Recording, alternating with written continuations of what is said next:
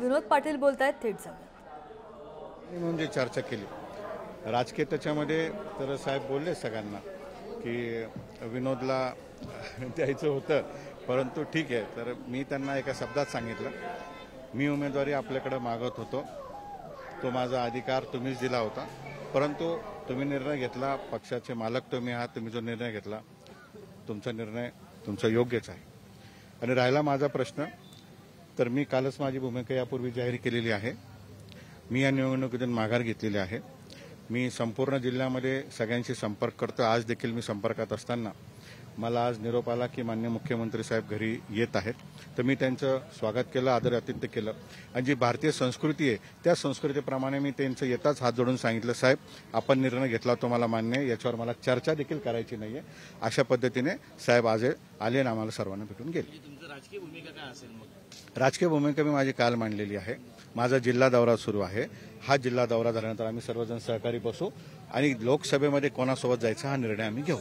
मी तुम्हाला जबाबदारी सांगतो, शिंदे साहेब देखील त्यांची जी भावना आज होती हीच भावना होती की तुला उमेदवारी मला द्यायची होती, परंतु ठीक आहे. तर मी म्हणलं, साहेब तुम्ही त्याच्यावर चर्चा करूच नका, माझं त्याच्यावर कुठलाही शब्द बोलायचा नाहीये.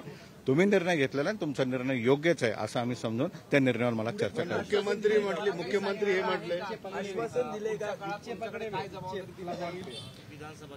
नाही, ते जबाब हे बघा, मी काल पण सांगितलं की मला लोकसभेमध्येच जायचं होतं आणि जिल्ह्याचे प्रश्न मांडायला जायचे होते. मला जर दुसरीकडे आज जायचंच नाही तर मी दुसरी जबाबदारी त्यांना कशासाठी देऊ? मी परत एकदा सांगतो की आज साहेबांनी एक कौटुंबिक भेटप्रमाणे आले. तुम्ही जर त्यांचे सगळं काही आता तुम्हाला व्हिडिओज पोस्टर्स दिसतील, एकदम निवांत बसलेले होते आणि राजकीय चर्चा त्या ठिकाणी कुठलीही झालेली नाही. कारण मी एकटाच नाही भेटलो, सगळेजण आम्ही सोबत भेटलो. जनरल 4 ठिकाणी चर्चा होती. मला कुठल्याही प्रकारे ते म्हणलेलं नाही की तो माझ्या पक्षात दे की अमुक पद दे. त्याचं कारण असं आहे, मी माझ्या दरवाजामध्ये स्वागत करत असताना पहिला शब्द मी वापरला, साहेब आपण उमेदवारी जाहीर केलेली आहे, आपण माझा विचार केला, तीव्र इच्छा होती परंतु काय अडचण देऊ शकली नाही, याच्यावर मला चर्चा करायची नाही. पण विनोद पाटील प्रचार करतील असं त्यांनी जाहीर प्रेसमध्ये सांगितलं की विनोद पाटील महायुतीचा प्रचार करतील. साहेब मला म्हटलेच नाही असं काही. प्रेसमध्ये बोलले. मला साहेब या लोकसभेच्या निवडणुकीसंदर्भात काहीच बोललेले नाहीये. मी एक मतदार म्हणून आणि एक इच्छुक उमेदवार म्हणून मी काल माझी भूमिका जाहीर केली होती. मी परत सांगतो, माझा जिल्हा दौरा सुरू आहे. जिल्ह्यामध्ये माझं सगळ्यांशी भेटणं सुरू आहे. आज सकाळपासून मी पब्लिकमध्ये आहे, लोकांमध्ये आहे.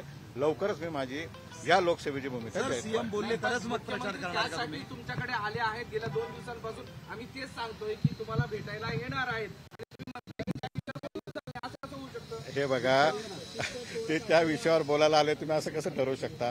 ते 2 दिवसापासून येणार होते. याच्या पहिलेच मला निरोप होता की ते माझे विड्रॉल जे काय काल मी भूमिका घेतली त्याच्यापूर्वी येणार होते.